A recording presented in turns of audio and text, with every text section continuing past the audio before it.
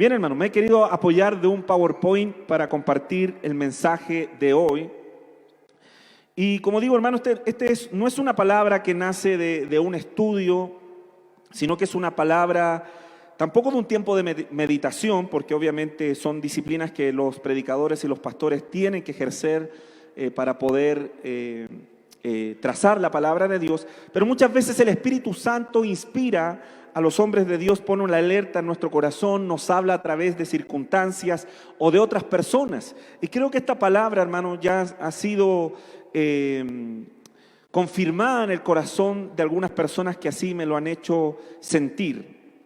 He titulado este mensaje, hermano, Generación en Peligro. Generación en Peligro. Y quiero comentarle una historia que viví hace poquito, en la cual quiero introducirme al mensaje de hoy. Y compartirle también, decirle que parte de este mensaje ya se lo compartimos a los hombres de la iglesia en una reunión que tuvimos en diciembre de este año, este mes del año pasado. En este febrero de este año también va a haber una nueva reunión y vamos a estar hablando de estas cosas. Hace unas semanas atrás, hermano, me invitaron a una ceremonia donde se estaba licenciando una sobrina mía, que también son cristianos, su familia participa en otra congregación, es una familia que sirve al Señor. Y bueno, esta sobrina que yo la conocí desde chiquitita, desde bebé, ya está toda una señorita de tener unos 18 años por ahí, ya es una jovencita, una lolita. Y la verdad que en esa reunión Dios me habló, porque son los hijos de este matrimonio, son personas que aman a Dios, sus hijas están totalmente dedicadas e integradas a la iglesia. Es una niña hermosa, es una princesa de Dios, se nota que es una niña pura, que está guardada de todas las cosas que están ocurriendo en el mundo. También es una excelente estudiante, creo que pasó con promedio 7, hermano. O sea, no había duda de que era muy buena estudiante. Y la verdad que al mirarla a ella, como digo, verla como una pequeña mujer sana, con excelentes resultados académicos, integrada completamente a la vida de la iglesia, se nota que es una bella chica pura, es virgen y está aguardando para casarse con un hombre de Dios. Sus amigos, su vida está en torno a la iglesia. Y la verdad que siempre he dicho, hermano, que los resultados de alguien hablan realmente de lo que la persona es. El Señor lo dijo, por sus frutos los conoceréis. Los frutos de alguien te cierran la boca para criticar a ese alguien o te abren la boca para reconocer lo que la persona ha conseguido. Y era incuestionable, obviamente, que este matrimonio ha tenido un excelente resultado con sus hijos. Buenos estudiantes que aman a Dios. Y eso me impactó. Y realmente me hice la pregunta, dije, yo también quiero eso para mis hijos.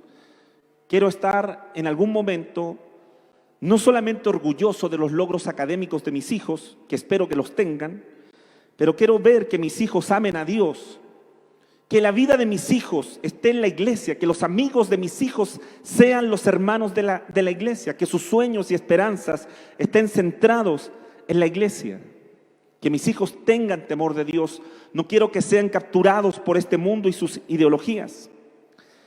Así que la verdad, dentro de mi corazón dije, tengo que reconocer ese trabajo que han tenido estos padres sobre sus hijos, y en particular en ese día que estaban, como digo, honrando a una de sus hijas y que se veía, como digo, una chica sana, que amaba a Dios, que está vinculada con Dios, que tiene excelentes resultados. Luego me pregunté si en nuestra iglesia hay personas, hay padres que estén calificando para que sus hijos también lleguen a ese nivel, para que sus hijas se casen vírgenes, para que tengan excelentes resultados académicos, para que amen a Dios. Parecieran ser incómodas algunas cosas que digo, Y es verdad, hermano, no quiero ofender a nadie hoy día, pero sí creo que la palabra de Dios, cuando es real, muchas veces va a incomodar nuestra vida. Y la verdad, con tristeza tuve que reconocer que muy pocas familias quizás podrían aspirar a un resultado como ese. Es claro que otras familias, los resultados que están ya teniendo son lamentables, hijos en el mundo, capturados por las ideologías del mundo.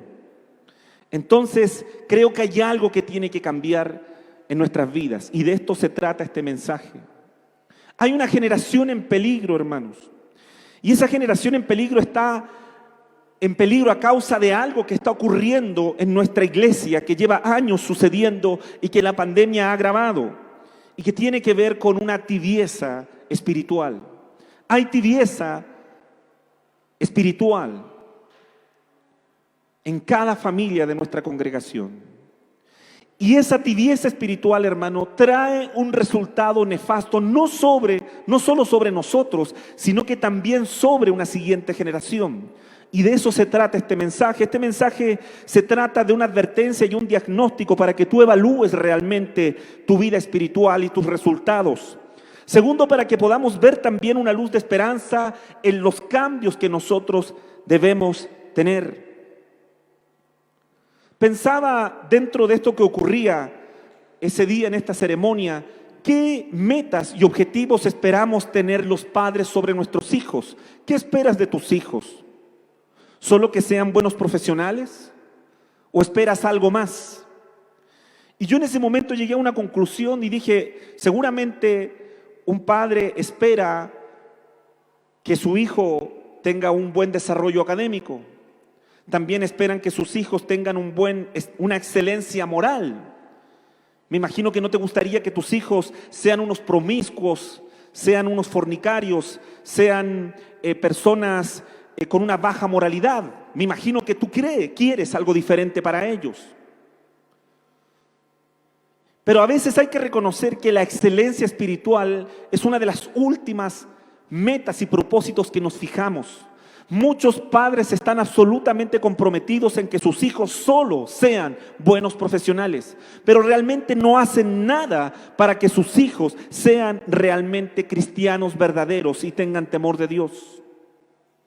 Entonces, luego de meditar en esto, he visto que en la palabra de Dios también la palabra apunta a esto. Avancemos una diapositiva, por favor, hermanos. Avancemos. Bueno, estaba la diapositiva de la introducción y luego el texto que les quiero compartir ahora. Lucas 2:52. Este texto, hermano, hace referencia al Señor Jesucristo. El Señor Jesucristo, cuando tenía 12 años, el Señor Jesucristo se pierde en un momento, en una fiesta, ¿cierto? Que celebraba su familia estaba involucrada en las cosas de Dios, y el Señor Jesucristo se pierde y luego aparece en el templo, conversando con los eruditos de la ley de ese tiempo, con los maestros de la ley, con los escribas, aquellos que conocían la palabra de Dios. El Señor Jesucristo a sus 12 años ya tenía un dominio perfecto de la palabra de Dios. Pero al finalizar este relato, el relato de Lucas 2:52, la Escritura salta desde allí, desde esa edad, hasta una edad adulta en el Señor Jesucristo. Hay un vacío temporal en la narrativa de los evangelios. Recordemos, hermanos, que hay 4 evangelios canónicos, reconocidos por la Iglesia del Señor como inspirados por el Espíritu de Dios. 3 de ellos son evangelios sinópticos. ¿Qué significa esto? Que nos relatan una sinopsis de la historia del Señor Jesucristo. Pero no se detienen realmente en relatarnos la niñez ni la juventud del Señor Jesucristo. De hecho, Lucas, que es podemos decir, uno de los que tenía más virtudes como un historiador, por la profesión que también desempeñaba, era un hombre muy instruido, era un médico. Él nos relata este acontecimiento hasta los 12 años. Luego de eso hay un vacío y aparece, cierto, el Señor Jesucristo ya siendo adulto. La Biblia no nos cuenta realmente qué sucedió durante ese periodo, que fue un periodo de preparación, obviamente, para que el Señor Jesucristo pudiera desempeñarse como un maestro, como un rabí, que era justamente la edad de los 30 años cuando ellos podían desempeñar este ministerio. Entonces, a la edad de 12 años, la Escritura nos dice qué es lo que ocurre en ese vacío temporal de tantos años. Lucas 2:52. Y Jesús crecía en sabiduría y en estatura y en gracia para con Dios y los hombres. Eso nos dice la Escritura. Se recuerda, hermano, que yo le estaba contando de esta historia de esta sobrina que su familia la estaba honrando por haberse licenciado, y realmente yo podía ver la gracia y el fruto de la vida que le habían dado sus padres como un gran testimonio maravilloso de Dios. Y de eso yo pensaba en cuáles eran las metas y objetivos que los padres nos establecemos sobre nuestros hijos. Y al mirar este texto de Lucas 2:52, creo que estas dos cosas tienen armonía, porque estos 4 aspectos que describen el libro de Lucas en el verso 52 del capítulo 2, nos relatan lo que los padres esperamos de nuestros hijos. Esto es lo que usted debería esperar de sus hijos. Si usted quiere tener un plan de desarrollo sobre sus hijos, donde usted va a establecer metas sobre sus hijos, obviamente que tienen que haber áreas de desarrollo. Y estas 4 áreas son importantes. Cuando desbalanceamos una de estas áreas y solamente nos enfocamos en una o dos, cometeremos un error de privar a nuestros hijos de que ellos desarrollen todo su potencial en Dios o en la vida. Pero algo más terrible también podría suceder, y es que si descuidamos ciertos aspectos, sobre todo el aspecto espiritual, seguramente podríamos cosechar una generación de hijos que no amen a Dios. Escúcheme bien, la fe no es algo que realmente se herede como una condición inherente. El hecho de que usted sea cristiano no significa que sus hijos tengan que serlo, porque para ser cristiano verdadero hay que haber nacido de nuevo, hay que tener la experiencia de conversión. Pero recuerde que nosotros como padres tenemos una gran capacidad de influenciar a la siguiente generación, sobre todo no con lo que decimos, sino con lo que hacemos. Nuestros hijos tienen la capacidad de ver realmente si hay coherencia entre aquello que decimos y aquello que vivimos, aquello que priorizamos y le damos importancia y aquello que no. Usted puede decir en su casa todos los días que Dios es lo más importante para usted, pero si usted no vive de acuerdo a algo que respalde eso, sus hijos saben que Dios para ti no es lo más importante. Tus hijos lo van a saber, lo van a leer. Si tú eres tu propio ídolo, entonces tus hijos lo van a ver. Si tu trabajo es tu ídolo, tus hijos lo van a ver. Queremos que nuestros hijos se desarrollen en la iglesia, pero realmente con nuestras acciones le decimos a ellos que la iglesia no es importante para nosotros. Y luego cuando el mundo los captura, ahí entonces decimos, ¿pero qué pasó? Si yo lo llevaba a la escuelita dominical, si yo oraba por los alimentos, si yo le compré su Biblia, pero resulta que tus hijos están en el mundo. No son proclamadores. Qué triste es cuando una generación siguiente se levanta para no ser proclamadores de Dios, sino proclamadores del mundo y hasta blasfemos de Dios. Qué triste es eso, hermano. Y eso está sucediendo. Eso está sucediendo en nuestros días. Avancemos, por favor, una diapositiva. Entonces, vemos que de este texto bíblico de Lucas 2:52, avancemos, por favor, nos encontramos con anhelos y metas que los padres establecen sobre sus hijos. La Escritura dice que el Señor crecía en sabiduría. Seguramente esto se refiere a lo educativo, a lo académico en la vida del Señor Jesucristo. El Señor Jesucristo no fue un neófito, Aunque no fue a una universidad ni a una escuela quizás formal como en nuestros días, el Señor era un hombre entendido, era un hombre preparado. Podía leer la Escritura, hermano. En tiempos donde el ser analfabeto quizás era la condición más normal para la gran mayoría de las personas de esa época. Recordemos que son 2000 años atrás. En estatura, salud, en gracia para con Dios, vida espiritual, y los hombres, vida moral. Entonces, seguramente todos nosotros esperamos lo siguiente de nuestros hijos, sobre todo a medida que van desarrollándose en la vida, nuestras metas van despertándose. Lo primero que queremos de nuestros hijos cuando los tenemos en nuestras manos al ser recién nacidos es que sean sanitos. ¿Se recuerda? Siempre uno le pregunta a un padre, y a veces los padres nos cuesta dar las respuestas más correctas. Hay gente que le cuesta dar la respuesta más verdadera. Por ejemplo, ¿usted quiere que salga niño o mujer? Quizá él quiere una niñita, pero como la mamá quiere un niño, entonces él dice, no, yo quiero cualquier cosa, quiero que salga sanito nomás, dice. Pero no es honesto. Cierto otro dice, no, yo quiero un niño. Y quiero 11 para tener el equipo de fútbol al tiro y salir a jugar a la pelota. Pero él no lo dice, ¿cierto? Dice, no, por lo que sea. Pero que salga sanito. Nuestra primera meta es que crezcan sanos y fuertes. Es algo muy doloroso cuando tus hijos no son sanos.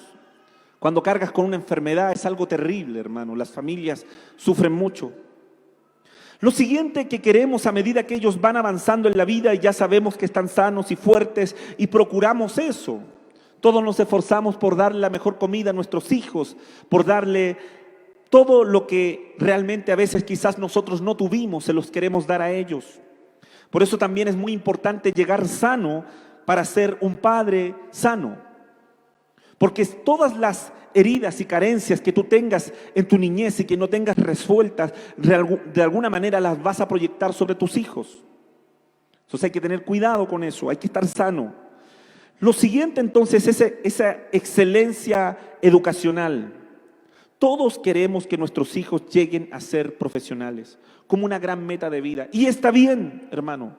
Déjeme decirle que yo también espero que mis hijos sean profesionales. Aunque déjeme decirle que el mundo ha cambiado tanto que hoy día no existe una única forma para ser una persona exitosa de clase media en esta sociedad. Ya no necesitas necesariamente como un factor incuestionable que tus hijos tengan una profesión de 4 años y más. Hay muchas formas hoy día de que a la gente le pueda ir bien en términos económicos, en términos profesionales. Y eso es producto del avance, ¿cierto?, de las sociedades. Pero todos esperamos eso, que nuestros hijos tengan una buena educación y lleguen a ser profesionales. De ahí el mito o el dicho popular, mejor dicho, de que alguien estableció en algún momento y dijo, la mejor herencia que le puedes dar a tus hijos es la educación. Pero los cristianos sabemos que ese dicho está incompleto. Porque podríamos darle la mejor educación a nuestros hijos, pero podrían ser personas malas y retorcidas. Déjeme decirle que grandes asesinos y dictadores del mundo llegaron a tener una excelente educación. Pero estoy seguro que no te hubiera gustado a ti ser el padre de alguna de esas personas nefastas para la humanidad. La mejor herencia no es la educación. Es cierto que la educación es una de las grandes herencias, hermanos. Es cierto, eso es verdad. Y lucha para darle una buena educación a tus hijos. Pero hemos dicho siempre, hermano, que la mejor herencia es traspasar a tus hijos un legado espiritual y moral. Que tus hijos conozcan a Dios y que tus hijos sean buenas personas. Quizás tú no tienes los recursos para darle una buena educación a tus hijos. Quizás tus hijos se la van a tener que costear, pero tú lo que vas a hacer es forjar a esa persona de tal manera que cuando ella se pueda parar sobre sus propios pies, ella misma pueda estudiar y forjarse un buen destino. El problema, hermanos, es que muchas veces los cristianos, el mundo con sus aspiraciones sobre sus hijos, llega prácticamente hasta estas dos metas. Que crezcan sanos, o sea, crezcan en estatura como el Señor Jesucristo y en sabiduría. Ahí llega el mundo. El mundo no ve más allá. El mundo piensa que esas son las dos grandes tareas. Por eso vemos que realmente a veces los padres en su rol como proveedores lo único que dan es comida y buena educación, pero no van más allá. Por eso un padre puede dejar a una madre soltera pensando que si él pone el billete, él está cumpliendo todo, porque realmente en su limitado pensamiento, él no puede comprender que hay dos aspectos importantísimos y que él es un pilar fundamental para poder desarrollar eso. Entonces llegamos hasta allí, hasta la meta del mundo, y nos creemos espirituales. Nos creemos espirituales, pero al final somos como la gente del mundo. Celebramos los valores del mundo, consumimos la basura del mundo y vivimos como la gente del mundo. Y nos creemos espirituales, hermano. ¿Con qué ropa? Entonces, hermano, nos damos cuenta. Y ahí cuando Dios comienza a despertar nuestro espíritu y nuestra mente tiene que estar llena de la palabra de Dios, nos damos cuenta que también hay más objetivos. El problema, como digo, hermanos, que muchas veces los cristianos solamente tienen estos dos objetivos dentro de sus metas y sus anhelos y ahí terminan. He escuchado a padres cristianos decir: yo ya cumplí, pastor, yo le di todo lo que mis hijos necesitaron cuando eran niños, les di una educación universitaria, se la pagué, se la costeé, yo ya cumplí mi misión. ¿Quién te dijo que has cumplido la misión? Quizás cumpliste la mitad de la misión, porque la misión completa tiene 4 factores. Y si somos una iglesia tibia, si somos familias que solamente decimos que somos cristianos de forma nominal, no vamos a cumplir estos 4 objetivos y se va a levantar una siguiente generación sin temor de Dios. Y el mundo y la maldad avanzan tan rápido que no solamente van a ser una generación nominal, van a ser una generación blasfema, porque eso es lo que hace el enemigo, levantar una generación blasfema después de nuestra generación. Entonces viene la excelencia moral, personas de integridad. Seamos honestos, hermanos, aún en días de relativismo moral. ¿Qué padre que no tiene una hija mujer no quiere que su hija llegue virgen al matrimonio? Eso es lo que tú quieres.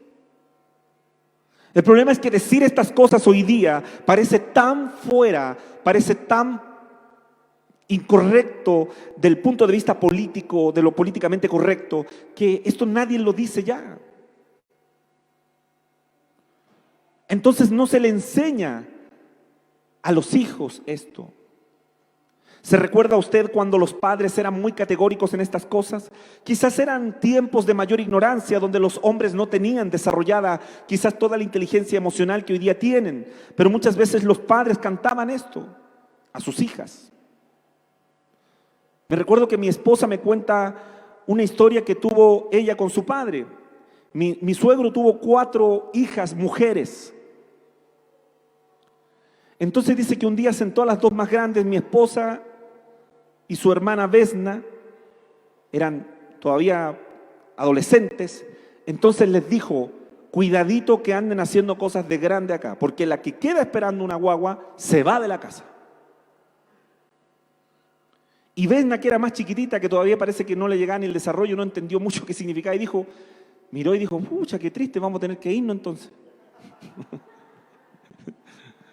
No lo entendió, así como, bueno, me están echando. No, le están diciendo, no hagas una estupidez para no tener que echarte.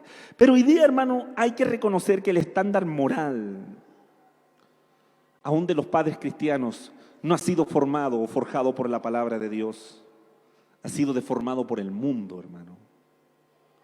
Nos creemos cristianos y a veces somos peores que la gente del mundo, hermanos. Criticamos a los católicos por vivir una religión nominal y quizás tú no te has dado cuenta que tú eres igual o peor. ¿Sabe por qué peor? Porque por último los católicos no han estudiado la Biblia como nosotros la hemos estudiado. Quizás los católicos, hermanos, deberíamos dejar de criticar a los católicos. ¿Sabe por qué? Porque ellos quizás sin conocer la palabra de Dios, sin tener las experiencias espirituales que tú y yo hemos tenido muchas veces, se congregan más que algunos cristianos. Y nosotros hemos tenido experiencias con el Espíritu Santo, Hemos conocido la palabra de Dios, pero vivimos un cristianismo totalmente nominal. Ni de día a domingo nos alcanza. Ese es el estándar de lo que está sucediendo hoy día. La gente que conoce la palabra de Dios abandonando su fe, pero no lo reconocen, no se dan cuenta. No se dan cuenta porque han tenido los resultados que han tenido, lo están mirando con la siguiente generación, pero se niegan a reconocerlo. ¿Por qué es tan difícil reconocer cuando fallamos? Y pierda cuidado, hermano, que no estoy hablando de nadie en específico. Yo no sabía quién iba a venir hoy día a esta prédica. Esto lo escribí y lo pensé semanas antes de que usted viniera aquí. Entonces, el pastor justo vino. ¿Para qué vino hoy día? Está dando duro el pastor. Excelencia moral, integridad moral, esperas de tus hijos. Yo no quiero que mis hijos sean unos promiscuos, no quiero un hijo en la droga, no quiero un rebelde, no quiero a mis hijos metidos en los movimientos sociales, destruyendo la propiedad pública y privada, pensando que están reclamando derechos cuando no le han trabajado un día a nadie. No quiero eso para mis hijos.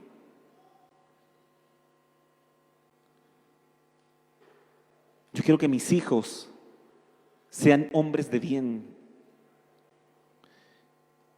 que sepan guardarse para el matrimonio, que sepan respetar a una mujer, que no sean unos tramposos,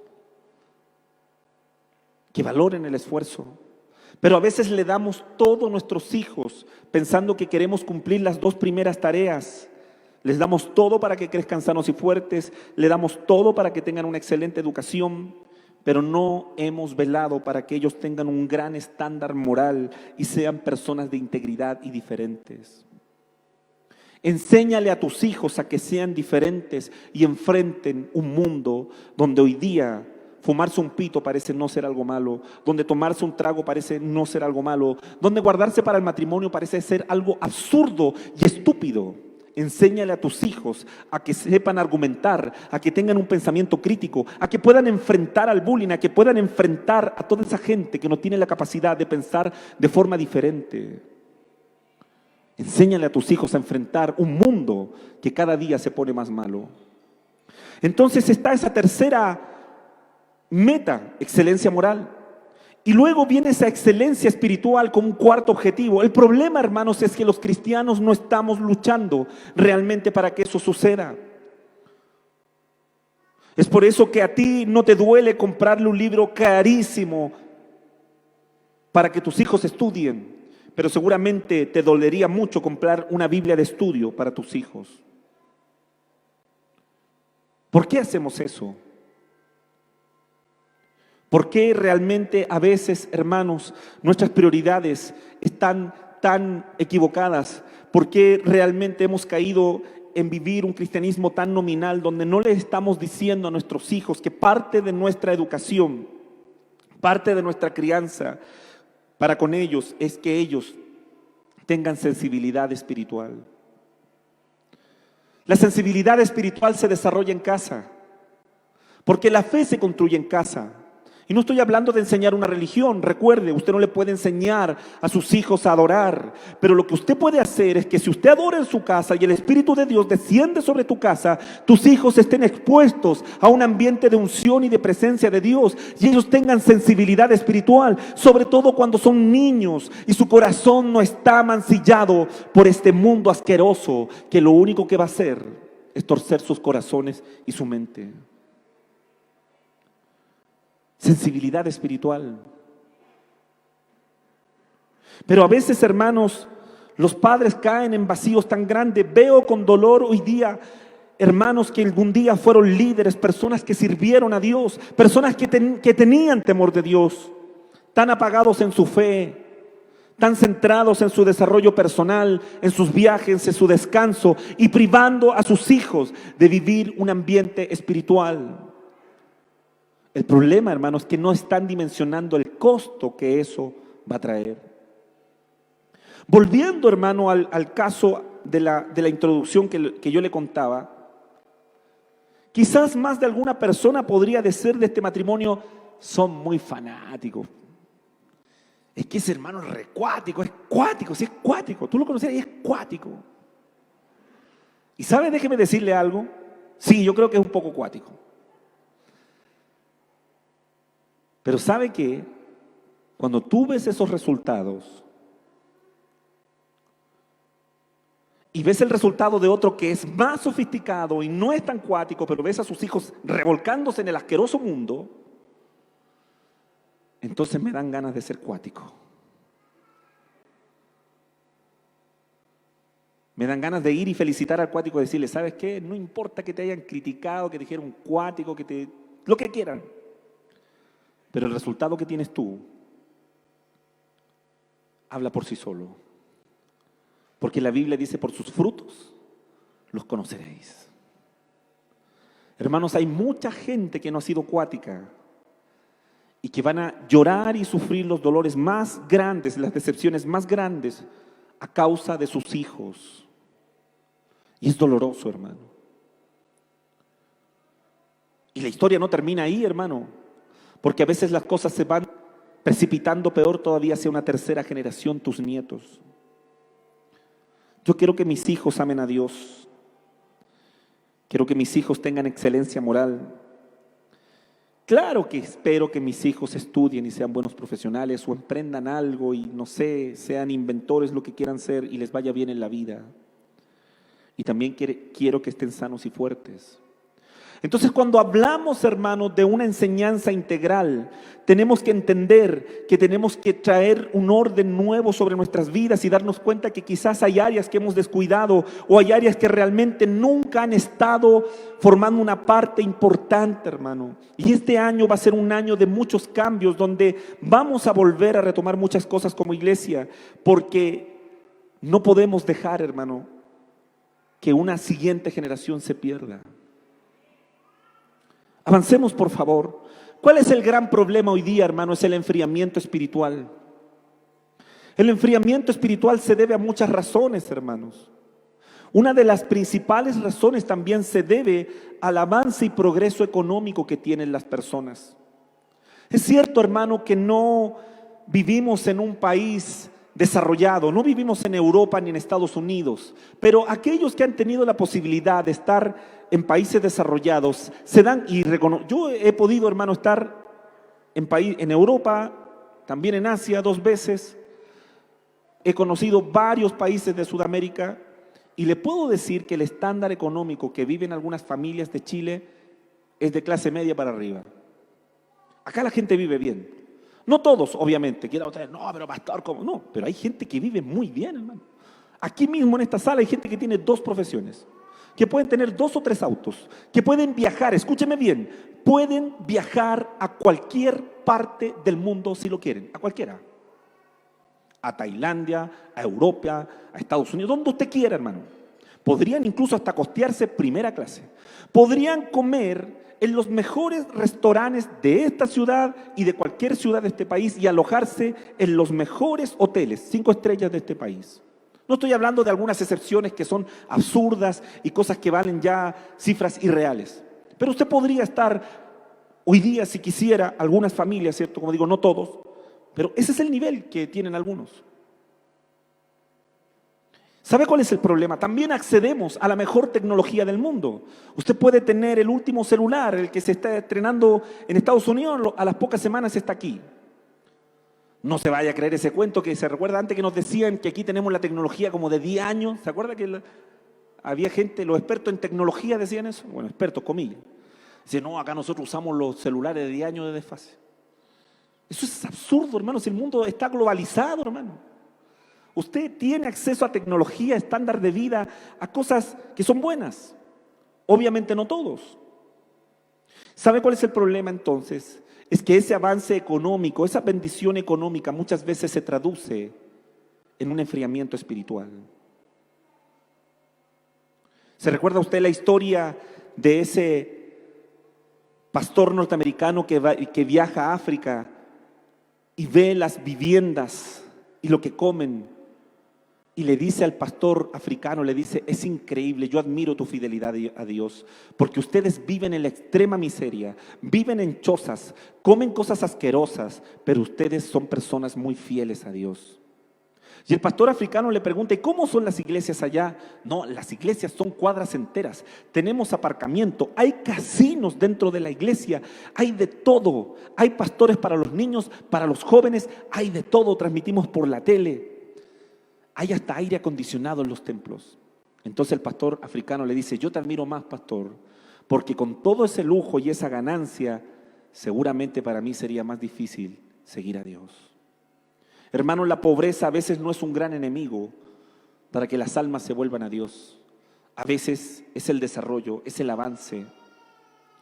Y lo vemos, hermano, lo vemos en familias que cuando eran muy pobres estaban aferrados sirviendo a Dios, pero hoy día que su estándar de vida ha cambiado, hermano, se enfrían. Están más preocupados de sacar una siguiente profesión, de estudiar, de darse un buen viaje. Y no estoy diciendo que esas cosas sean malas, hermanos. Todo en la vida con un equilibrio está bien, pero no perdamos el foco, no perdamos esos 4 objetivos que tenemos que trazar.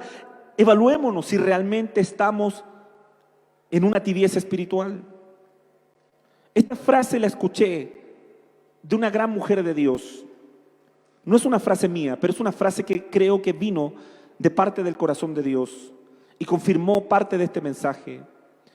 Esta mujer dijo: cuando los padres se enfrían, es decir, entran en tibieza espiritual, los hijos terminan perdiéndose en el mundo. Eso es lo que sucede, hermano. Ese es el gran peligro, que muchas personas no se dan cuenta, hermanos, que cuando tú te enfrías espiritualmente y comienzas a vivir un cristianismo nominal, no te congregas, no te das cuenta que eso no solamente te afecta a ti, sino que va a enfriar a tus hijos. Porque no creas, hermanos, no creamos que si somos unos tibios espirituales, nuestros hijos van a ser gigantes en Dios, hermano. Eso no es así. A no ser que Dios tenga un propósito determinado y exclusivo con tu hijo, y tu hijo sea, no sé, un Wesley, un Spurgeon, ahí, hermano, Dios puede hacer lo que quiera. Pero en la gran mayoría de las vidas y de las personas que somos normales, hermanos, aun cuando tengamos un llamamiento extraordinario de parte de Dios, nuestros hijos se pueden terminar perdiendo en el mundo si nosotros nos enfriamos y nos desconectamos de las cosas de Dios. No haga eso, hermano. Esa es la gran advertencia de este mensaje. Cuando los padres se enfrían, es decir, entran en tibieza espiritual, los hijos terminarán en el mundo. Quizás alguien dirá: bueno, pastor, yo no tengo hijos, me salvé, yo soy muy joven. Déjeme agrandarlo a la realidad de la iglesia, para que todos entendamos que somos responsables de una siguiente generación. Sobre todo tú, si estás involucrado con el trabajo con jóvenes y adolescentes. Cuando una iglesia se enfría, la siguiente generación se va al mundo. Es por eso que no nos podemos enfriar, porque hay mucho en juego, hermano. Está una siguiente generación, los pequeños. La Escritura dice que no debemos impedir a los niños venir a Jesús, pero a veces de forma indirecta podemos impedirle a los niños que se acerquen a Jesús cuando nosotros somos unos tibios espirituales, cuando vivimos un cristianismo nominal. Recuerda, hermano, lo que aprendimos hace muchos años atrás de la boca de los pastores Aguayo: lo que una generación permite, la siguiente lo abusa, la siguiente lo lleva a más. Permita usted el trago en su vida, en su casa, permítalo un poco, así nomás, y vea cómo sus hijos se emborrachan más. Permítaselo. Permítase algo usted en su vida, un poquito. Esa es la razón por la cual hay un montón de cosas que los cristianos no vamos a hacer, aunque no sean malas, porque sabemos que una siguiente generación podría abusar de eso. Enfríese espiritualmente y vea cómo una siguiente generación se va al mundo, se pierde en el mundo.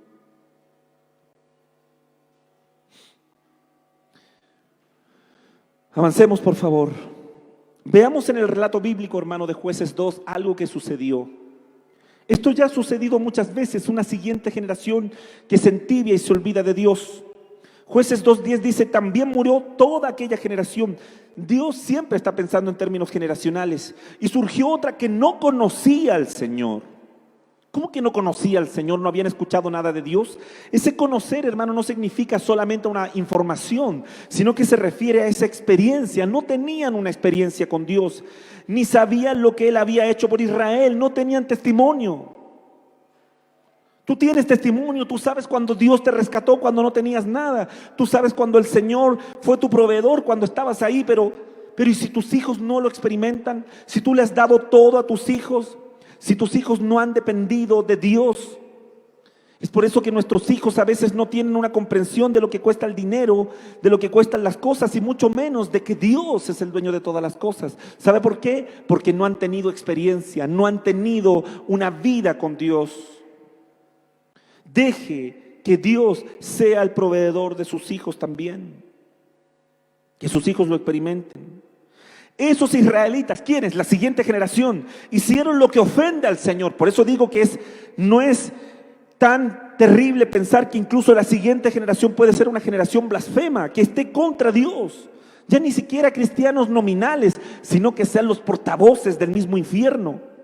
Y adoraron a los ídolos de Baal. Baal, el Señor, el dueño de las cosas del mundo, Satanás.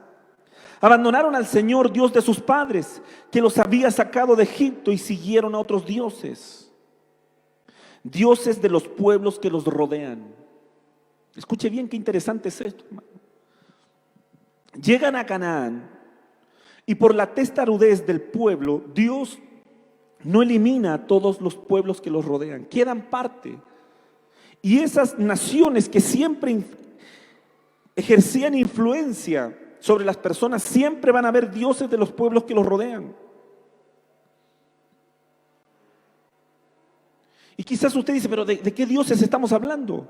Los dioses que están levantándose hoy día, hermano, no son dioses religiosos. No son dioses religiosos. Por eso tú dices, no, pero es que mi hijo yo no lo veo, pastor, no sé, adorando otra religión. No estamos hablando de eso. No son dioses religiosos los que se están levantando hoy día, hermano. Son las filosofías, la inmoralidad sexual. Por eso es considerada como un símil a la idolatría en la Escritura. ¿Cuántos hijos de cristianos lamentablemente muchas veces están entregados a la inmoralidad sexual, a los desórdenes sexuales? No hay nada de temor de Dios. O a las ideas también políticas también son consideradas de esa manera. Cuando usted estudia, por ejemplo, hermano, el comunismo también puede ser catalogado como una religión desde el punto de vista filosófico. Y es por eso que también tiene una gran componente moral. ¿Se ha fijado usted que las personas que abrazan estas cosas, ellos creen que están bien porque están persiguiendo causas morales? La injusticia, dicen. ¿Cómo tú vas a ser parte de eso? Porque el comunismo, hermano, el verdadero comunismo, ¿cierto? El marxismo, que saca a Dios de la escena, que es antidios, es una religión, hermano. Es una religión. Donde no es Dios, el Dios de la Biblia, el Dios, sino que son esas ideas, donde el Estado en algunos casos pasa a ser el Dios. Y donde las causas morales que persigue el Evangelio son transformadas a causas morales que persigue una ideología política. Y es por eso que usted ve a personas tener un fanatismo religioso con sus ideas políticas, porque ese es su Dios. Ese es su Dios. No estoy diciendo que toda causa política o todo partido político sea una religión, no. Estoy diciendo que en particular, por ejemplo, el comunismo. Cuando usted estudia el comunismo y usted estudia las religiones, usted puede saber que el comunismo también es una religión. Antidios, obviamente. Por eso, y predican incluso hasta un propio evangelio, la creación de un nuevo hombre. ¿Quién también habla de un nuevo hombre? El evangelio. Si hay una similitud antagónica muy interesante, hermano, en todo esto. Pero bueno, ¿Por qué le digo esto? Porque abandonaron al Señor Dios de sus padres que los había sacado de Egipto y siguieron a otros dioses, dioses de los pueblos que los rodean, el mundo que nos rodea, y los adoraron y provocaron a ir al Señor. Abandonaron al Señor, adoraron a Baal. Señor significa, pero no el verdadero Señor, sino que el Señor del mundo, y a las imágenes de Astarte. Y Astarte, hermano, era la diosa del amor, de la lujuria. Entonces ahí vemos muchas veces cómo una siguiente generación se levanta a idolatrar al Señor del mundo y a la inmoralidad del mundo. Ya no hay temor de Dios en ellos, han sido apartados totalmente de Dios. Yo no quiero eso para mis hijos, yo quiero que mis hijos amen a Dios.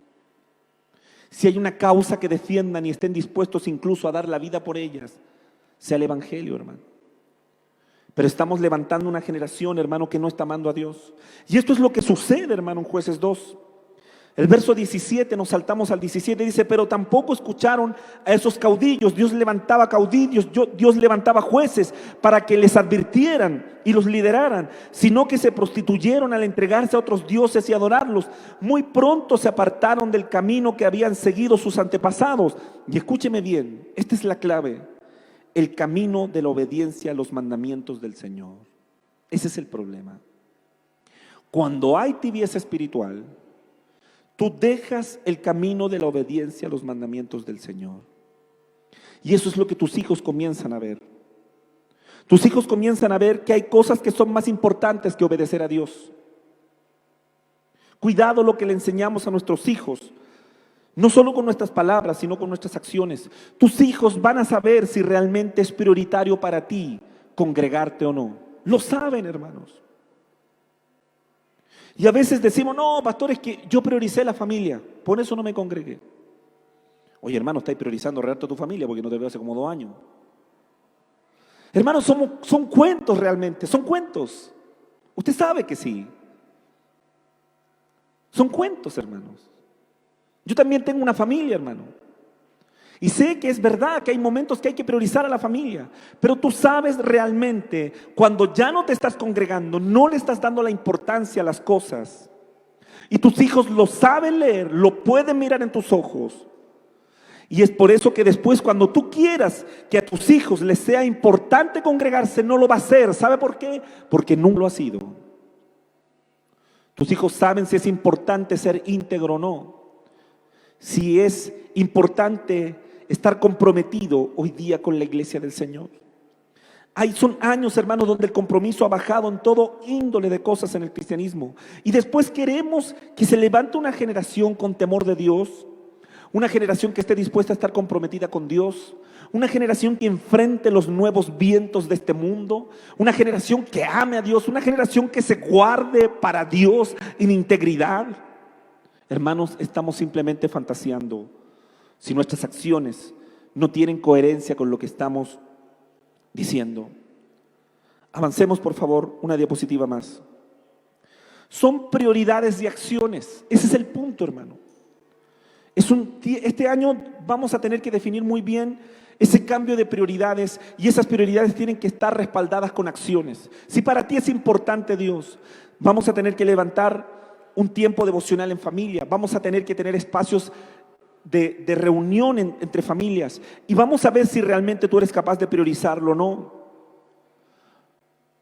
Años antes de que sucediera esto en Jueces 2, Josué, el líder que sigue después de Moisés, aquel conquistador de la tierra prometida, cuando tiene una disyuntiva frente al pueblo, él dice en Josué 24:15: pero si a ustedes les parece mal servir al Señor, escuche bien esta palabra, este concepto, servir al Señor. Servir al Señor. Elijan ustedes mismos a quién van a servir.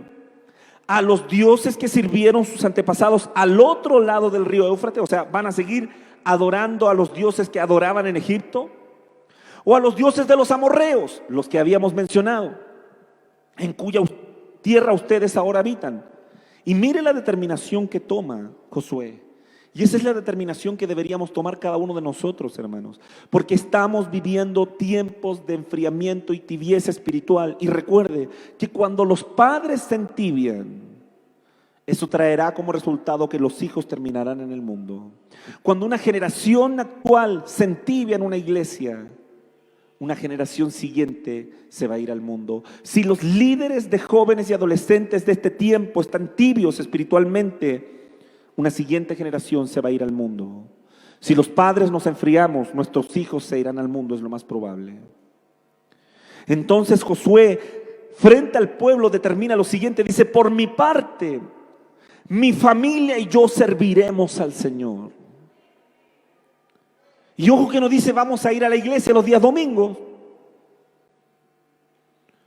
Porque ese es el tema, hermano. Usted piensa que porque viene el día domingo, ya cumplimos.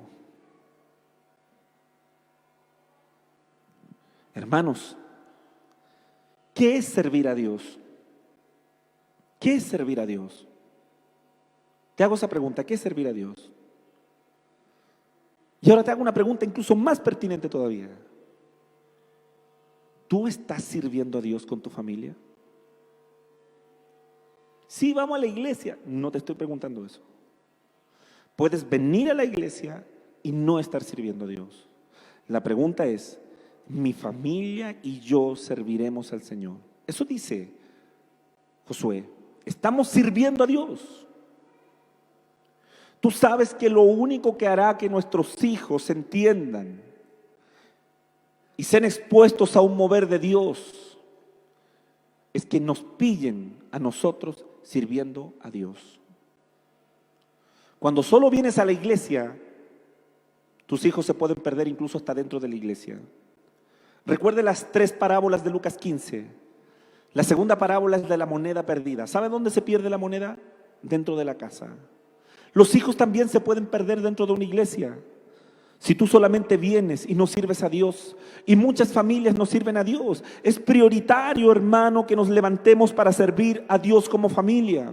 Y vamos a este año, hermano, a avanzar en pos de esto, a dibujar esto, a dar instancias concretas para que tú con tu familia puedan servir a Dios, para que tus hijos te vean servir a Dios. Tus hijos, hay familias donde los hijos nunca han visto servir a Dios, a sus padres, nunca lo han visto. Los ven venir a la iglesia, hay que ver con qué ánimo también llegan. Los ven cómo priorizan. Dice: mi papá nunca llega atrasado al trabajo. Nunca. Mi papá se tiene que salir enojado con mi mamá, si tiene que salir sin desayuno, pero mi papá de que llega temprano al trabajo, mi papá llega. ¿Sabe qué es lo que le dice eso a tus hijos? Mi papá es muy responsable con su trabajo. Un buen ejemplo. Pero cuando te ven el día domingo a ir a la iglesia y tú eres un improvisado y te atrasas por todo, que te dolió el pelo, que te dolió la uña, que no te vas sin desayuno y que dices: no, total, lleguemos antes de la prédica, y llegas a las 11:30 de la mañana, ¿sabes qué le dijiste a tus hijos? Que para ti es más importante el trabajo que ir a la iglesia a adorar a Dios. Le dijiste a tus hijos que para ti eso no es tan importante. Aunque tú se lo digas después, camino a la iglesia en el auto: hijo, para nuestra familia, Dios es lo más importante. Tu hijo no te contradice, pero dentro de su mente, él ya lo escribió: para mi padre no es tan importante. Cuando también tus prioridades económicas, de tiempo, cuando todo lo encauzamos en pos de eso, tus hijos van a saber. Hay padres que lastimosamente le están diciendo a sus hijos que es más importante jugarse un partido de fútbol que congregarse. ¿Está malo jugar a la pelota? No. Aquí yo quiero que mi hijo sea futbolista. Está bien. Pero ¿qué le estamos traspasando a la siguiente generación?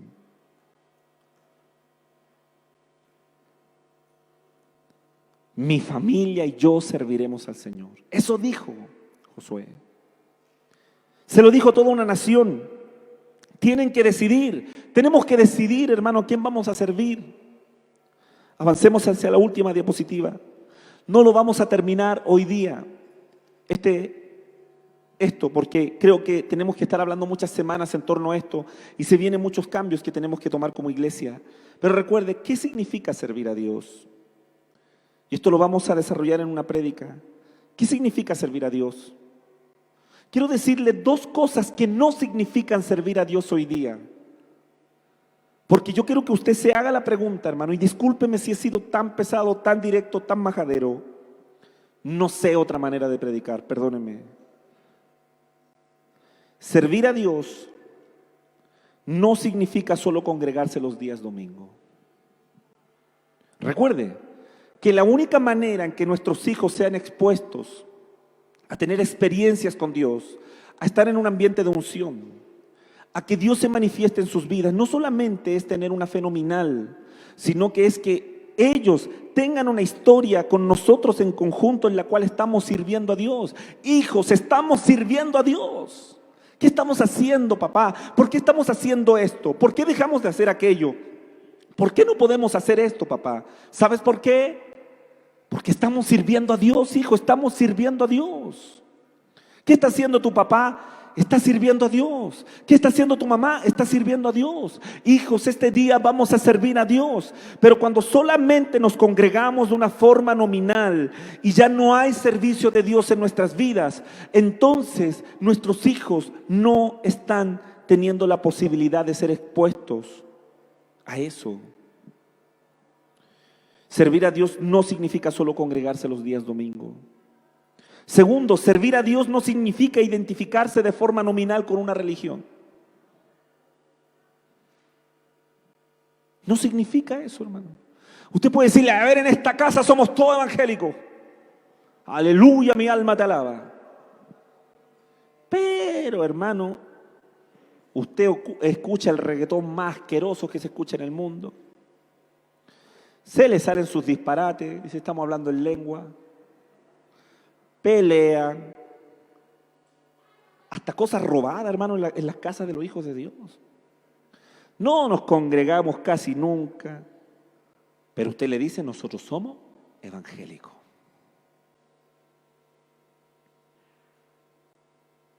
Yo me acuerdo que una vez tuve un compañero en la universidad que era, hermano, reventadísimo, líder innato haciendo pero un montón de tonterías. Y un día hablando, hermano, yo cuando me convierto al Señor, yo llegué, hermano, a ¿cómo se llama mis primeros meses a la universidad, llegué descarriado, hermano. Llegué descarriado. Ahí en el mundo, buscando el mundo, hermano.